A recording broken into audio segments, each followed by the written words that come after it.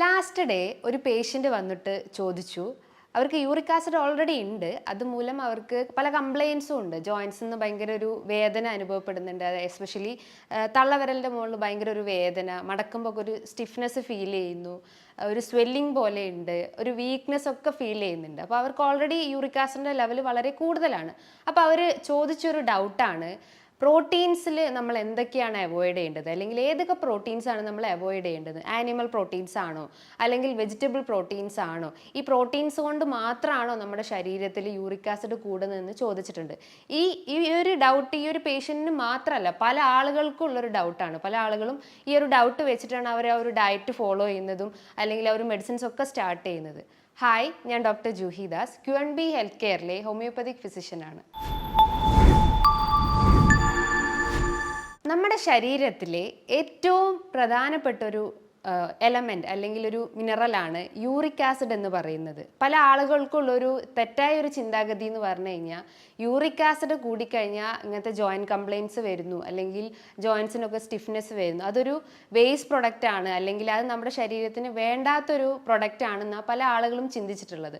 പക്ഷേ നമ്മുടെ ശരീരത്തിന് ആവശ്യമായിട്ടുള്ള ഒന്നാണ് ഈ യൂറിക് ആസിഡ്. പക്ഷേ എന്തിൻ്റെയും അളവ് നമ്മുടെ ശരീരത്തിൽ കൂടുമ്പോഴാണ് അത് നമ്മുടെ ശരീരത്തിൽ നെഗറ്റീവായിട്ടുള്ള ഒരു ഇമ്പാക്റ്റ് ക്രിയേറ്റ് ചെയ്യുന്നത്. അപ്പം യൂറിക് ആസിഡ് എന്ന് പറയുമ്പം അതിൻ്റെ ഒരു മെയിൻ ക്വാളിറ്റീസ് അല്ലെങ്കിൽ അതിൻ്റെ മെയിൻ ഫങ്ഷൻസ് എന്ന് പറയുമ്പം അതൊരു ഗ്രേറ്റ് ആൻറ്റി ഓക്സിഡൻസ് ആയിട്ട് വർക്ക് ചെയ്യുന്നു. ആൻറ്റി ഓക്സിഡൻസ് എന്ന് പറയുമ്പം നമ്മുടെ ശരീരത്തിലെ ഫ്രീ റാഡിക്കൽസിനെ കുറയ്ക്കാൻ സഹായിക്കുന്നു. അല്ലെങ്കിൽ എന്തെങ്കിലും നീർക്കെട്ട് പ്രശ്നങ്ങൾ ഉണ്ടെങ്കിൽ, അല്ലെങ്കിൽ ഇൻഫ്ലമേറ്ററി ചേഞ്ചസ് ഒക്കെ ഉണ്ടെങ്കിൽ അതിനെ കുറയ്ക്കാൻ സഹായിക്കുന്ന ഒന്നാണ് ഈ യൂറിക് ആസിഡ് എന്ന് പറയുന്നത്.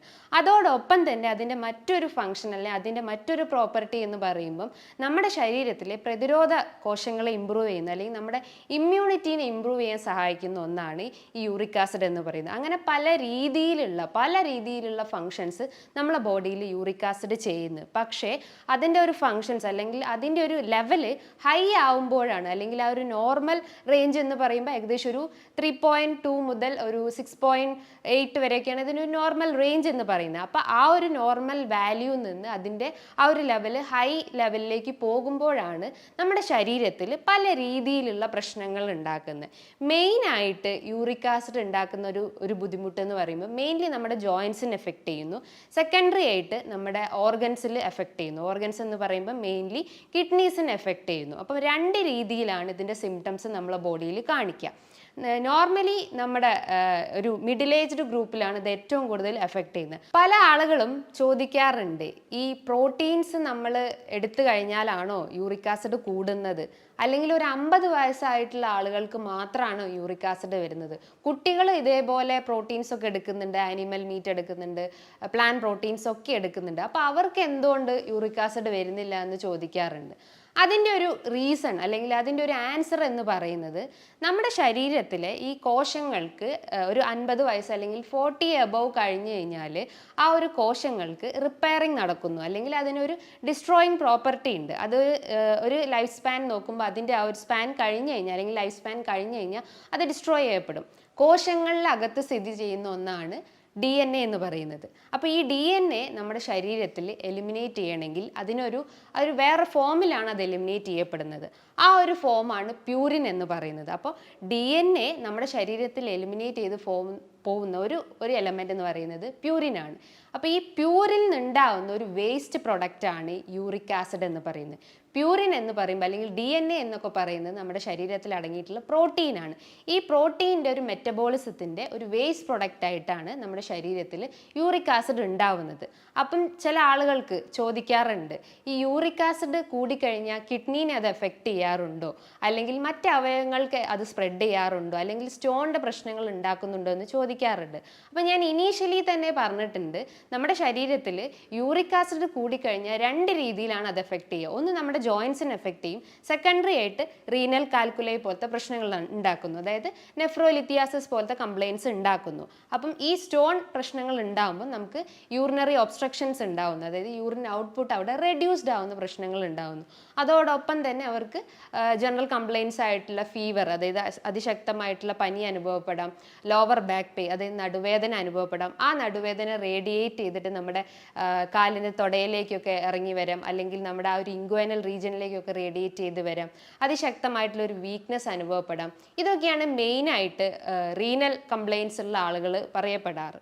ഈ യൂറിക് ആസിഡിൻ്റെ അല്ലെങ്കിൽ ഗൗട്ടി ആർത്രൈറ്റിസ് ഏറ്റവും കൂടുതൽ ബാധിക്കുന്നത് പുരുഷന്മാരിലാണ്. കാരണം സ്ത്രീകളെ അപേക്ഷിച്ച് നോക്കുമ്പം അവരുടെ ശരീരത്തിൽ ആ ഒരു ഹോർമോണൽ ഇംബാലൻസ് ഉണ്ടാവുന്നു. അതായത് സ്ത്രീകളെ നോക്കുമ്പം അവർക്കൊരു 40 ഏജ് വരെ ഒരു പ്രൊട്ടക്റ്റീവ് ബാരിയർ ആയിട്ട് അവരുടെ ശരീരത്തിൽ ഈസ്ട്രജൻ വർക്ക് ചെയ്യുന്നു. അപ്പോൾ ഒരു മെനോപോസ് സ്റ്റേജിന് ശേഷമാണ് അവർക്ക് ഇത്തരം യൂറിക് ആസിഡിൻ്റെ പ്രശ്നങ്ങൾ ഉണ്ടാവുന്നത്. പക്ഷേ അങ്ങനത്തെ ഒരു പ്രൊട്ടക്റ്റീവ് ബാരിയർ ഈ ഒരു മെയിൽ ബോഡിയിൽ ഉണ്ടാവുന്നില്ല. അപ്പോൾ അതാണ് ഏറ്റവും കൂടുതൽ പുരുഷന്മാരിൽ ഇത്തരം യൂറിക് ആസിഡിൻ്റെ പ്രശ്നങ്ങൾ വർദ്ധിച്ചു വരുന്നത്. ഏകദേശം ഒരു മിഡിൽ ഏജ്ഡ് ഗ്രൂപ്പ്, അതായത് ഒരു 45 അല്ലെങ്കിൽ ഒരു 40 ഏജ് എബോവ് ആയിട്ടുള്ള ആളുകളിലാണ് ഇന്ന് ഏറ്റവും കൂടുതൽ യൂറിക് ആസിഡിൻ്റെ പ്രശ്നങ്ങൾ ഉണ്ടാവുന്നത്. അപ്പോൾ അതുമൂലവും ആ യൂറിക് ആസിഡ് കൂടിക്കഴിഞ്ഞാൽ അതുമൂലം പല കോംപ്ലിക്കേഷൻസും ഉണ്ടാവും. അപ്പോൾ ആ ഒരു യൂറിക് ആസിഡ് വർദ്ധിക്കാനുള്ള കാരണങ്ങൾ എന്ന് പറയുമ്പോൾ മേ ബി അവരുടെ ശരീരത്തിൽ എന്തെങ്കിലും ഹോർമോണൽ ഇംബാലൻസ് ഉണ്ടാവും. സ്ത്രീകളാവട്ടെ പുരുഷന്മാരാവട്ടെ, അതായത് ഹൈപ്പോതൈറോയിഡിസം കേസസ് അല്ലെങ്കിൽ ഹൈപ്പർ പാരാതൈറോയിഡിസം കേസസിലൊക്കെ ഇത്തരം യൂറിക് ആസിഡിൻ്റെ പ്രശ്നങ്ങൾ വർദ്ധിച്ചു വരികയാണ്. അതേപോലെ തന്നെ അവർ ശരീരത്തിൽ ഷുഗർ ലെവൽ ഇൻക്രീസ്ഡ് ആയിട്ടുണ്ട്, അല്ലെങ്കിൽ ഡയബറ്റിക്സ് പേഷ്യൻസിലൊക്കെ ഇത്തരം യൂറിക് ആസിഡിൻ്റെ പ്രശ്നങ്ങൾ വളരെ കോമൺലി കണ്ടുവന്നിട്ടുണ്ട്. ഏകദേശം ഒരു 60% ആളുകളിലും ഇത്തരം കംപ്ലയിൻസ് നമ്മൾ ശ്രദ്ധിക്കപ്പെട്ടിട്ടുണ്ട്. അപ്പോൾ അതേപോലെ തന്നെ അവർ ഡയറ്റിൽ കൂടുതലായിട്ടും ഷുഗർ അടങ്ങിയിട്ടുള്ള ഭക്ഷണങ്ങൾ അല്ലെങ്കിൽ ഒരു ഗ്ലൂട്ടൻ അടങ്ങിയിട്ടുള്ള ഭക്ഷണങ്ങളൊക്കെ കൂടുതലായിട്ടും അവരുടെ ഡയറ്റിൽ ഉൾപ്പെടുത്തുന്നുണ്ടെങ്കിൽ, അതേപോലെ തന്നെ ഈസ്റ്റ് അടങ്ങിയിട്ടുള്ള ഭക്ഷണങ്ങളൊക്കെ ഡയറ്റിൽ ഉൾപ്പെടുത്തുന്നുണ്ടെങ്കിൽ അവർക്ക് ഇത്തരം ജോയിൻറ്റ് റിലേറ്റ് ചെയ്തിട്ടുള്ള കംപ്ലയിൻസ് ഉണ്ടാക്കുന്നു. ഞാൻ നേരത്തെ പറഞ്ഞു, ഒരു പ്യൂരിൻ മെറ്റബോളിസത്തിൻ്റെ ഒരു വേസ്റ്റ് പ്രൊഡക്റ്റ് അല്ലെങ്കിൽ ഒരു ബൈ പ്രൊഡക്റ്റ് ആണ് നമ്മുടെ ശരീരത്തിലെ യൂറിക് ആസിഡ് എന്ന് പറയുന്നു. അപ്പം നമ്മുടെ ശരീരത്തിൽ എങ്ങനെയാണ് ഈ പ്രോട്ടീൻസ് ഉൽപ്പാദിക്കപ്പെടുന്നത്? ഒന്ന് നമ്മൾ കഴിക്കുന്ന പ്രോട്ടീൻ അടങ്ങിയിട്ടുള്ള ഭക്ഷണങ്ങൾ, അതിപ്പോൾ ആനിമൽ പ്രോട്ടീൻസ് ആവട്ടെ അല്ലെങ്കിൽ വെജിറ്റബിൾ പ്രോട്ടീൻസ് ആവട്ടെ, അതായത് റെഡ് മീറ്റ് പോലത്തെ ചുവന്ന മാംസങ്ങൾ അല്ലെങ്കിൽ പയറുവർഗ്ഗങ്ങളാവട്ടെ, അങ്ങനെ എന്തെങ്കിലും ഒരു ഫുഡ് പ്രോട്ടീൻസ് നമ്മൾ എടുക്കുന്നു. അതോടൊപ്പം തന്നെ നമ്മുടെ കോശങ്ങൾ, നമ്മുടെ ശരീരത്തിലുള്ള കോശങ്ങൾക്കിടയിൽ ഉണ്ടാവുന്ന പ്രോട്ടീൻസ്. അപ്പം ഈ രണ്ട് പ്രോട്ടീൻസിൻ്റെ ആ ഒരു ബൾക്ക് ഫോം അല്ലെങ്കിൽ ആ ഒരു പ്രോട്ടീൻസ് നമ്മുടെ ലിവറിൽ വെച്ചിട്ടാണ് അത് ഡീഗ്രേഡ് ചെയ്യുന്നത്, അല്ലെങ്കിൽ ലിവറിൽ വെച്ചിട്ടാണ് അത് മെറ്റബോളൈസ് ചെയ്യുന്നത്. അപ്പോൾ ആ ലിവറിൽ നിന്ന് അതിൻ്റെ ഒരു വേസ്റ്റ് പ്രൊഡക്റ്റ് അല്ലെങ്കിൽ ആ പ്രോട്ടീൻ്റെ ഒരു വേസ്റ്റ് പ്രൊഡക്റ്റ് അല്ലെങ്കിൽ ബൈ പ്രൊഡക്റ്റ് ആയിട്ട് വരുന്ന ഒന്നാണ് ഈ യൂറിക് ആസിഡ് എന്ന് പറയുന്നത്. അപ്പം നമുക്ക് ഫാറ്റി ലിവർ ഇഷ്യൂസ് എന്തെങ്കിലും അല്ലെങ്കിൽ ലിവർ സംബന്ധമായിട്ട് എന്തെങ്കിലും ഒരു ബുദ്ധിമുട്ടുണ്ടെങ്കിലും അതുമൂലവും നമുക്ക് ഈ ഒരു യൂറിക് ആസിഡിൻ്റെ പ്രശ്നങ്ങൾ ഉണ്ടാവുന്നു. അതിൻ്റെ റീസൺ എന്ന് പറയുമ്പോൾ നമ്മുടെ ശരീരത്തിലെ ലിവറിൽ നിന്നാണ് ആ ഒരു മെറ്റബോളിസം നടക്കുന്നത് അല്ലെങ്കിൽ ആ ഒരു വേസ്റ്റ് പ്രൊഡക്ട്സ് ഉണ്ടാവുന്നത്. അപ്പം ലിവറിൽ ഫാറ്റി ലിവർ പ്രശ്നങ്ങളോ അല്ലെങ്കിൽ സിറോസിസ് പ്രശ്നങ്ങളോ അങ്ങനെ എന്തെങ്കിലും ലിവർ സംബന്ധമായിട്ട് ബുദ്ധിമുട്ട് ഉണ്ടെങ്കിലും ഇത്തരം കംപ്ലയിൻസ് ട്രിഗർ ചെയ്യാനുള്ള ചാൻസസ് വളരെ കൂടുതലാണ്. അപ്പോൾ നമ്മൾ എപ്പോഴും നമ്മുടെ ലിവറിൻ്റെ ആ ഒരു ഹെൽത്ത് അല്ലെങ്കിൽ ലിവറിനെ എപ്പോഴും ഹെൽത്തി ആക്കുന്ന രീതിയിലുള്ള ഫുഡ് ഐറ്റംസ് നമ്മൾ ഡയറ്റിൽ ഉൾപ്പെടുത്താൻ ശ്രമിക്കുക. ഈ ഉണ്ടാവുന്ന ഈ യൂറിക് ആസിഡ് 70% അത് നമ്മുടെ യൂറിനിലൂടെ എലിമിനേറ്റ് ചെയ്തു പോകുന്നു. റിമൈനിങ് ഒരു 30% നമ്മളെ സ്റ്റൂൾ അല്ലെങ്കിൽ മലത്തിലൂടെയാണ് എലിമിനേറ്റ് ചെയ്തു പോകുന്നത്. അപ്പം രണ്ട് രീതിയിലാണ് നമ്മളെ ബോഡിയിൽ ഈ ഒരു യൂറിക് ആസിഡ് എലിമിനേഷൻ നടക്കുന്നത്. ഈ എലിമിനേഷൻ പ്രോപ്പറായിട്ട് നടന്നിട്ടില്ലെങ്കിലാണ് നമ്മുടെ ശരീരത്തിൽ യൂറിക് ആസിഡ് കൂടി വരുന്നത്. അതുമൂലം റീനൽ കാൽക്കുലൈ പോലത്തെ പ്രശ്നങ്ങളിലേക്ക് ലീഡ് ചെയ്യാനുള്ള ഒരു ചാൻസസ് ഉണ്ട്. അപ്പം നമ്മൾ എപ്പോഴും നമ്മളെ ആ ഒരു റീനൽ കംപ്ലയിൻസ് എന്തെങ്കിലും ഉണ്ടെങ്കിൽ അത് നമ്മൾ എത്രയും പെട്ടെന്ന് തന്നെ ഒരു ഡോക്ടറെ കൺസൾട്ട് ചെയ്തിട്ട് അതിനൊരു ട്രീറ്റ്മെൻറ്റ് സ്റ്റാർട്ട് ചെയ്യണം. കാരണം ഈ യൂറിക് ആസിഡിൻ്റെ ഒരു കോംപ്ലിക്കേഷൻ ലെവലിലോട്ട് അത് പോയിട്ടുണ്ട്. അതൊരു നെഫ്രോലിത്യാസിസ് എന്ന് പറയുമ്പോൾ യൂറിക് ആസിഡിൻ്റെ ഒരു കോംപ്ലിക്കേറ്റഡ് സ്റ്റേജിലോട്ട് പോയിട്ടുണ്ട്. അപ്പം നമ്മൾ എപ്പോഴും നമ്മുടെ ഒരു കിഡ്നീൻ്റെ ഹെൽത്ത് മെയിൻറ്റെയിൻ ചെയ്യാൻ ശ്രമിക്കണം. അതോടൊപ്പം തന്നെ ലിവറിൻ്റെ ഹെൽത്ത് മെയിൻറ്റെയിൻ ചെയ്യാൻ ശ്രമിക്കണം. മെയിൻലി ഈ യൂറിക് ആസിഡ് കൂടിക്കഴിഞ്ഞാൽ പല രീതിയിലുള്ള സിംറ്റംസ് കാണിക്കപ്പെടും. മെയിൻലി അത് ജോയിൻറ്റ് കംപ്ലയിൻസ് ആണ് ഉണ്ടാക്കുന്നത്. ജോയിൻറ്റ് കംപ്ലയിൻസ് എന്ന് നോക്കുമ്പം നമ്മുടെ കാലിൻ്റെ തള്ളവെല്ലൊക്കെ ഭയങ്കര വീക്കായിട്ടിരിക്കുന്നു, അല്ലെങ്കിൽ ഒരു സ്വെല്ലിംഗ് പോലത്തെ അനുഭവപ്പെടുന്നു, ഒരു റെഡ്നെസ് അപ്പിയറൻസ് ഉണ്ടാകുന്നു, അതിൽ ചുവന്ന് വീർത്തിരിക്കുന്ന ഒരവസ്ഥ വരുന്നു, അവർക്ക് ഭയങ്കര ഒരു കുത്തിപ്പറയ്ക്കുന്ന ഒരു വേദന വരുന്നു. അതോടൊപ്പം തന്നെ ബാക്ക് പെയിൻ അനുഭവപ്പെടുന്നു. ബാക്ക് പെയിൻ്റെ ഒരു റീസൺ എന്ന് പറഞ്ഞു കഴിഞ്ഞാൽ അവർക്ക് റീനൽ കാൽക്കുലൈൻ്റെ പ്രശ്നങ്ങൾ സ്റ്റാർട്ട് ചെയ്തിട്ടുണ്ടാവാം. അതോടൊപ്പം തന്നെ ആ ഒരു വേദന കാലുകളിലേക്കൊക്കെ ഇറങ്ങി വരുന്നു, അല്ലെങ്കിൽ ഇൻഗ്വൈനൽ റീജിയനിലേക്കൊക്കെ ആ ഒരു വേദന റേഡിയേറ്റ് ചെയ്ത് വരുന്നു, ഫീവർ ഉണ്ടാവുന്നു, ഒരു ചില്ലിനെസ് ഫീലിംഗ് ഉണ്ടാവുന്നു, ഒരു വീക്ക്നെസ് അനുഭവപ്പെടുന്നു, അതേപോലെ തന്നെ വെയിറ്റിൽ വേരിയേഷൻസ് കാണിക്കുന്നു. കാരണം വെയിറ്റിൽ എന്തെങ്കിലും ഒരു, അതായത് നമുക്ക് അമിത വണ്ണുള്ള ആളുകൾക്കും ഇത്തരം യൂറിക് ആസിഡിൻ്റെ പ്രശ്നങ്ങൾ വർദ്ധിച്ചു വരുന്നുണ്ട്. പല പഠന റിപ്പോർട്ടുകളും അതിൽ പറയപ്പെട്ടിട്ടുണ്ട്. അപ്പം നമ്മുടെ വെയിറ്റിൽ എന്തെങ്കിലും വേരിയേഷൻസ് കാണിക്കുമ്പം നമ്മൾ ആ ഒരു യൂറിക് ആസിഡിൻ്റെ ഒരു ടെസ്റ്റ് അല്ലെങ്കിൽ സെറം യൂറിക് ആസിഡിൻ്റെ ലെവൽ നമ്മളൊന്ന് ചെക്ക് ചെയ്യുന്നത് ഏറ്റവും ഇമ്പോർട്ടൻ്റ് ആയിട്ടുള്ള ഒരു കാര്യമാണ്. ഞാൻ നേരത്തെ പറഞ്ഞു നമ്മുടെ യൂറിക് ആസിഡിൻ്റെ ആ ഒരു മെറ്റബോളിസം നടക്കുന്ന, അല്ലെങ്കിൽ യൂറിക് ആസിഡിൻ്റെ ഒരു വേസ്റ്റ് പ്രൊഡക്റ്റ് ഉണ്ടാവുന്ന ആ ഒരു ഏരിയ എന്ന് പറയുന്നത് ലിവറിൽ വെച്ചിട്ടാണ്. അപ്പം നമ്മൾ ബ്ലഡ് ടെസ്റ്റ് ചെയ്യുമ്പം വെറും സെറം യൂറിക് ആസിഡ് മാത്രം ചെയ്താൽ പോരാ, ഒരു ലിവർ ഫങ്ഷൻ ടെസ്റ്റും ചെയ്യണം. അതിൻ്റെ അകത്ത് SGOT, SGPT വാല്യൂസും നോക്കണം. അതോടൊപ്പം തന്നെ നമുക്കൊരു ലിപ്പിഡ് പ്രൊഫൈൽ ടെസ്റ്റും ചെയ്യുന്നത് നല്ലതാണ്. അതിൻ്റെ അകത്ത് നമ്മുടെ കൊളസ്ട്രോൾ ലെവലിൽ എന്തെങ്കിലും പ്രശ്നങ്ങളുണ്ടോ, അല്ലെങ്കിൽ HDL കൊളസ്ട്രോൾ, LDL കൊളസ്ട്രോളിലൊക്കെ എന്തെങ്കിലും വേരിയേഷൻസ് ഉണ്ടോ എന്നും അറിയാൻ പറ്റുന്നതാണ്. അതോടൊപ്പം തന്നെ നമുക്ക് കാലിൽ ആ ഒരു നീർക്കെട്ടൊക്കെ വർദ്ധിച്ചു വരികയാണെങ്കിൽ നമുക്കൊരു ജസ്റ്റ് ഒരു എക്സ്റേ എടുക്കാം. നമ്മുടെ ആ ഒരു തള്ളവിരലിൻ്റെ എക്സ്റേ ഒക്കെ എടുത്തു കഴിഞ്ഞാൽ എന്തെങ്കിലും ഒരു എക്സ്ട്രാ ഗ്രോത്ത് ഉണ്ടോ എന്നൊക്കെ അറിയാൻ പറ്റുന്നതാണ്. ഞാൻ നേരത്തെ പറഞ്ഞു നമ്മുടെ ശരീരത്തിൽ നിന്ന് 70% യൂറിക് ആസിഡ് എലിമിനേറ്റ് ചെയ്തു പോകുന്നത് യൂറിനിലൂടെയാണ്. യൂറിൻ്റെ ഒരു pH എന്ന് പറയുമ്പോൾ ഏകദേശം ഒരു ആൽക്കലൈൻ pH ആണ്. പക്ഷെ ഒരു അസിഡിക് നേച്ചർ ആകുമ്പോൾ അത് കൃത്യമായിട്ട് നമ്മുടെ ശരീരത്തിൽ നിന്ന് അല്ലെങ്കിൽ യൂറിനിലൂടെ അത് പുറന്തള്ളപ്പെടില്ല. അപ്പോൾ അസിഡിക് നേച്ചർ ആവാനുള്ള കാരണങ്ങൾ എന്ന് പറയുമ്പം നമുക്ക് കിഡ്നി റിലേറ്റ് ചെയ്തിട്ടുള്ള എന്തെങ്കിലും ബുദ്ധിമുട്ടുകൾ ഉണ്ടാവും. നെഫ്രോപ്പതി പോലത്തത്, അല്ലെങ്കിൽ നെഫ്രൈറ്റിസ് പോലത്തത്, അല്ലെങ്കിൽ നെഫ്രോട്ടിക് സിൻഡ്രോം പോലത്തെ എന്തെങ്കിലും ബുദ്ധിമുട്ടുകൾ, അല്ലെങ്കിൽ നമ്മൾ പ്രൊലോങ്ഡ് ആയിട്ട് എന്തെങ്കിലും ഫാസ്റ്റിംഗ് എടുക്കുന്നത്, അല്ലെങ്കിൽ സ്റ്റാർവേഷൻ അങ്ങനത്തെ എന്തെങ്കിലും ഒരു പാറ്റേൺ ഫോളോ ചെയ്യുന്നുണ്ടെങ്കിൽ, അതേപോലെ തന്നെ നമ്മുടെ ശരീരത്തിൽ ജലാംശത്തിൻ്റെ അളവ് കുറയുന്ന പ്രശ്നങ്ങളുണ്ടെങ്കിൽ, അതേപോലെ തന്നെ നമ്മൾ വൈറ്റമിൻ C അടങ്ങിയിട്ടുള്ള ഭക്ഷണങ്ങൾ ആ ഒരു അളവ് കുറയുകയാണെങ്കിലും നമ്മുടെ ആ ഒരു യൂറിൻ്റെ ആ ഒരു pH നേച്ചർ അത് കൂടുതലായിട്ടും അസിഡിക് ആവാനുള്ള ഒരു ചാൻസസ് ഉണ്ട്.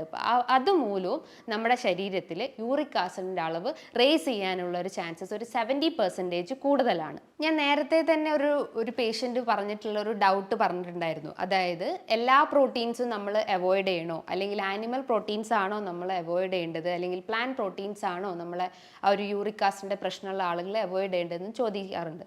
അപ്പം നമ്മൾ അതിന് മുന്നേ ആയിട്ട് നമ്മൾ ആ ഒരു പ്യൂരിൻ അടങ്ങിയിട്ടുള്ള ഭക്ഷണങ്ങളെക്കുറിച്ചാണ് കൂടുതലായിട്ടും അറിയേണ്ടത്.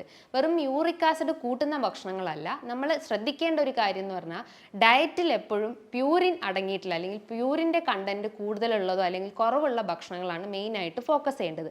അപ്പോൾ അതിന് മുന്നേ ആയിട്ട് നമുക്ക് പ്യൂരിൻ അടങ്ങിയിട്ടുള്ള ആ ഒരു ഫുഡ് കണ്ടൻസിൻ്റെ കുറച്ച് ടൈപ്സ്, അല്ലെങ്കിൽ അതിൻ്റെ ഒരു തരം തിരിച്ചിട്ടുണ്ട്. ഏകദേശം ഒരു 100 മില്ലിഗ്രാമിനെക്കാട്ടും കൂടുതൽ, അല്ലെങ്കിൽ ആ ഒരു 100 mgനെക്കാട്ടും കൂടുതൽ പ്യൂരിൻ അടങ്ങിയിട്ടുള്ള ഭക്ഷണങ്ങൾ എന്ന് പറയുമ്പം നോൺ വെജ് ഐറ്റംസ് ആണ്. അതായത് ആനിമൽ പ്രോട്ടീൻസ്, റെഡ് മീറ്റ് എന്ന് പറയാം, ചുവന്ന മാംസങ്ങൾ, പോർക്ക്, ബീഫ്, മട്ടൻ പോലത്തെ ചുവന്ന മാംസങ്ങൾ അല്ലെങ്കിൽ നോൺ വെജ് ഐറ്റംസിലാണ് പ്യൂരിൻ്റെ ആ ഒരു അളവ് വളരെ കൂടുതലാണ്. ഏകദേശം ഒരു 100 മില്ലിഗ്രാം ആണ്. ഒരു 50 to 100 റേഞ്ചിൽ വരുന്ന ഒരു പ്യൂരിൻ അടങ്ങിയിട്ടുള്ള ഭക്ഷണങ്ങൾ എന്ന് പറയുമ്പോൾ പയറുവർഗ്ഗങ്ങളാണ്. അതായത് സോയാബീൻ പോലത്തത്, ധാന്യങ്ങൾ, അതേപോലെ തന്നെ ചെറിയ ചെറിയ പയറുവർഗ്ഗങ്ങളിലൊക്കെയാണ് ഒരു 50 മുതൽ 100 മില്ലിഗ്രാം പ്യൂരിൻ അടങ്ങിയിട്ടുള്ളത്. ഒരു 50 മില്ലിഗ്രാമിനെക്കാട്ടും താഴെ അല്ലെങ്കിൽ 50 മില്ലിഗ്രാമിനെക്കാട്ടും താഴെ എന്ന് പറയുമ്പം നമുക്ക് മത്സ്യങ്ങളാവട്ടെ, അല്ലെങ്കിൽ ചെറിയ ചെറിയ നട്ട്സ് ആവട്ടെ, ഇതിൻ്റെ അകത്തൊക്കെ 50 മില്ലിഗ്രാം മാത്രമേ പ്യൂരിൻ അടങ്ങിയിട്ടുള്ളൂ. അപ്പം നമ്മൾ ശ്രദ്ധിക്കേണ്ടത്, അല്ലെങ്കിൽ ഫോക്കസ് ചെയ്യേണ്ട ഭക്ഷണങ്ങൾ എന്ന് പറയുമ്പം നമുക്കൊരു 50 മുതൽ 100 മില്ലിഗ്രാം അടങ്ങിയിട്ടുള്ള പ്യൂരിൻ അടങ്ങിയിട്ടുള്ള ഭക്ഷണങ്ങൾ നമുക്ക് എടുക്കാം. അതേപോലെ തന്നെ ഒരു 50 മില്ലിഗ്രാം താഴെ പ്യൂരിൻ അടങ്ങിയിട്ടുള്ള ഭക്ഷണങ്ങൾ നമ്മളെ ഡയറ്റിൽ ഉൾപ്പെടുത്തുന്നത് നല്ലതാണ്. പക്ഷേ ഒരു 100 എബോവ് കടന്നിട്ടുള്ള ഒരു പ്യൂരിൻ അടങ്ങിയിട്ടുള്ള ഭക്ഷണങ്ങൾ നമ്മുടെ ഡയറ്റിൽ നിന്ന് പൂർണ്ണമായിട്ടും കട്ട് ചെയ്യണം. അതായത് ആനിമൽ പ്രോട്ടീൻസ് ആയിട്ടുള്ള റെഡ് മീറ്റ്, അതായത് ചുവന്ന മാംസങ്ങൾ നമ്മുടെ ഡയറ്റിൽ പൂർണ്ണമായിട്ടും ഒഴിവാക്കേണ്ടതാണ്. ഇനി ഒരു അതർ മാനേജ്മെൻറ്റ് സൈഡ് എന്ന് പറയുമ്പം നല്ല രീതിയിൽ നമ്മൾ ബോഡി ഹൈഡ്രേറ്റ് ചെയ്യാൻ ശ്രമിക്കുക. കാരണം ഒരു 50%ഉം നമ്മളെ ആ ഒരു 70%ഉം യൂറിക് ആസിഡ് നമ്മളെ ബോഡിയിൽ നിന്ന് എലിമിനേറ്റ് ചെയ്യുന്നത് യൂറിനേറ്റ് ചെയ്ത് പോകുന്നത്. ഇതിൻ്റെ ഒരു മാനേജ്മെൻറ്റ് സൈഡ് എന്ന് പറയുമ്പോൾ നമ്മൾ മെയിനായിട്ട് ശ്രദ്ധിക്കേണ്ട ഒരു കാര്യം എന്ന് പറഞ്ഞു കഴിഞ്ഞാൽ നമ്മളെ വാട്ടർ ഇൻടേക്ക് ഇൻക്രീസ് ചെയ്യുക. ഏകദേശം ഒരു 15 മുതൽ 20 ഗ്ലാസ് വെള്ളം ഡെയിലി നമ്മൾ കുടിക്കാൻ ശ്രമിക്കുക. അതേപോലെ തന്നെ നമ്മൾ ഒഴിവാക്കേണ്ട ഒരു ഫുഡ് ഐറ്റംസ് എന്ന് പറഞ്ഞാൽ ഈസ്റ്റ് അടങ്ങിയിട്ടുള്ള ഭക്ഷണങ്ങൾ പൂർണ്ണമായിട്ടും ഒഴിവാക്കാൻ ശ്രമിക്കുക. കാരണം ഈസ്റ്റ് ഇതിനൊരു ട്രിഗറിങ് ഫാക്ടറായിട്ട് വർക്ക് ചെയ്യുന്നു, അല്ലെങ്കിൽ നമ്മുടെ ശരീരത്തിലെ ആ ഒരു പ്രോട്ടീൻ മെറ്റബോളിസത്തിനെ ഡിസ്റ്റർബ് ചെയ്യുന്ന ഒരു ഫാക്ടറാണ് ഈസ്റ്റ് അടങ്ങിയിട്ടുള്ള ഭക്ഷണങ്ങൾ. അതായത് ദോശമാവാവട്ടെ അല്ലെങ്കിൽ നമ്മൾ പുളിപ്പിച്ച എന്ത് ആഹാരങ്ങളാവട്ടെ അതിൻ്റെ അകത്തൊക്കെ കൂടുതലായിട്ടും ഈസ്റ്റ് അടങ്ങിയിട്ടുണ്ട്. അപ്പോൾ അത് നമ്മുടെ ഡയറ്റിൽ നിന്ന് പൂർണ്ണമായിട്ടും ഒഴിവാക്കാൻ ശ്രമിക്കുക. അതേപോലെ തന്നെ നമ്മൾ വൈറ്റമിൻ സി അടങ്ങിയിട്ടുള്ള ഭക്ഷണങ്ങൾ ഫോക്കസ് ചെയ്യാൻ ശ്രമിക്കുക. കാരണം വൈറ്റമിൻ സിൻ്റെ അളവ് കുറഞ്ഞു കഴിഞ്ഞാൽ നമ്മുടെ യൂറിൻ കൂടുതലായിട്ടും ആ ഒരു അസിഡിക് നേച്ചറിലേക്ക് പോകാനുള്ള ഒരു ചാൻസസ് ഉണ്ട്. അപ്പോൾ അതുമൂലം നമ്മുടെ ആ ഒരു റീനൽ കംപ്ലയിൻസ് അഗ്രിവേറ്റ് ചെയ്യാനുള്ള ഒരു ചാൻസസ് ഉണ്ട്. അപ്പോൾ നമ്മൾ എപ്പോഴും വൈറ്റമിൻ സി അടങ്ങിയിട്ടുള്ള ഭക്ഷണങ്ങൾ ഫോക്കസ് ചെയ്യാൻ ശ്രമിക്കുക. അതായത് ആംല, ബെറി ഐറ്റംസ്, അതേപോലെ തന്നെ ഓറഞ്ച്, മൊസംബി പോലത്തെ ഇത്തരം ഫ്രൂട്ട്സും വെജിറ്റബിൾസും നമ്മൾ ഫോക്കസ് ചെയ്യാൻ ശ്രമിക്കുക. അതേപോലെ തന്നെ നമ്മൾ ഫൈബർ അടങ്ങിയിട്ടുള്ള ഭക്ഷണങ്ങൾ മെയിനായിട്ട് എടുക്കാൻ ശ്രമിക്കുക. അതേപോലെ നമുക്ക് ഡയറ്റിൽ ഉൾപ്പെടുത്തേണ്ട ഒരു കണ്ടന്റ് എന്ന് പറഞ്ഞു കഴിഞ്ഞാൽ നമുക്ക് പച്ച പപ്പായ ഡയറ്റിൽ ഉൾപ്പെടുത്തുന്നത് നല്ലതാണ്. ഇത് നമ്മുടെ ശരീരത്തിൽ എന്തെങ്കിലും ഇമ്മ്യൂണിറ്റി പ്രശ്നങ്ങളോ അല്ലെങ്കിൽ HBൻ്റെ അളവ് കുറവാണെങ്കിലോ അല്ലെങ്കിൽ പ്ലേറ്റ്ലെറ്റിൻ്റെ അളവൊക്കെ കുറവാണെങ്കിൽ അതിനെ ബൂസ്റ്റപ്പ് ചെയ്യാൻ ചെയ്യും. അതോടൊപ്പം തന്നെ നമ്മുടെ യൂറിക് ആസിഡിൻ്റെ പ്രശ്നങ്ങളുണ്ടെങ്കിൽ അത് നമുക്ക് പൂർണ്ണമായിട്ടും ഒഴിവാക്കാൻ പറ്റുന്നതാണ്. ഞാൻ നേരത്തെ പറഞ്ഞു, അമിതവണ്ണം അല്ലെങ്കിൽ ഭാരമുള്ള ആളുകളൊക്കെ ആണെങ്കിൽ അവർ വെയിറ്റ് എപ്പോഴും കുറയ്ക്കാൻ ശ്രമിക്കുക. കാരണം ഈ ഒരു അമിതവണ്ണം ഈ ഒരു യൂറിക് ആസിഡിനെ ട്രിഗർ ചെയ്യുന്നു അല്ലെങ്കിൽ അതിനെ ഇൻക്രീസ് ചെയ്യുന്ന ഒരു ഫാക്ടറാണ്. അപ്പം നമ്മൾ എപ്പോഴും വെയിറ്റിനെ കൺട്രോൾ ചെയ്യാൻ ശ്രമിക്കുക. നമ്മളെ ഹൈറ്റിന് പ്രൊപ്പോർഷണലായിട്ട് നമ്മളെ വെയിറ്റിനെ എപ്പോഴും ഫോക്കസ് ചെയ്യാൻ ശ്രമിക്കുക. പല ആളുകളും ഇരുന്ന് ജോലി ചെയ്യുന്ന ആളുകളായിരിക്കും, അതൊരു സെഡൻറ്ററി ലൈഫ് ഫോളോ ചെയ്യുന്ന ആളുകളായിരിക്കും നമ്മളിൽ ഓൾമോസ്റ്റ് എല്ലാവരും തന്നെ.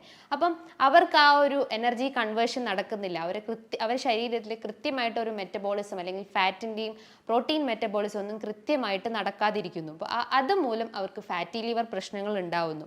അപ്പം അങ്ങനെ ഒരു പ്രശ്നം വന്നു കഴിഞ്ഞാൽ എന്താ, നമ്മുടെ ശരീരത്തിൽ യൂറിക് ആസിഡിൻ്റെ അളവ് ഇൻക്രീസ് ചെയ്യപ്പെടുന്നു. കാരണം ലിവർ അവിടെ ഓൾറെഡി ഡാമേജ്ഡ് ആണ്. അപ്പം യൂറിക് ആസിഡിൻ്റെ അളവ് നമ്മുടെ ശരീരത്തിൽ ഇൻക്രീസ് ചെയ്യുന്നു. അപ്പം നമ്മൾ എപ്പോഴും ഫോക്കസ് ചെയ്യേണ്ടത് നമ്മളെ ശരീരം എപ്പോഴും ഒരു മൂവ്മെൻറ്റിലേക്ക് കൊടുക്കുക, അല്ലെങ്കിൽ ഒരു വ്യായാമം നമ്മുടെ ശരീരത്തിൽ എപ്പോഴും ഫോക്കസ് ചെയ്യാൻ ശ്രമിക്കുക. അതേപോലെ തന്നെ നിങ്ങളുടെ ഡയറ്റിൽ ചെയ്യേണ്ട ഒരു ടിപ്പ് എന്ന് പറഞ്ഞു കഴിഞ്ഞാൽ ആപ്പിൾ സിഡർ വിനെഗർ നിങ്ങളുടെ ഡയറ്റിൽ യൂസ് ചെയ്യുന്നത് ഏറ്റവും ഇമ്പോർട്ടൻ്റ് ആയിട്ടുള്ള ഒരു കാര്യമാണ്.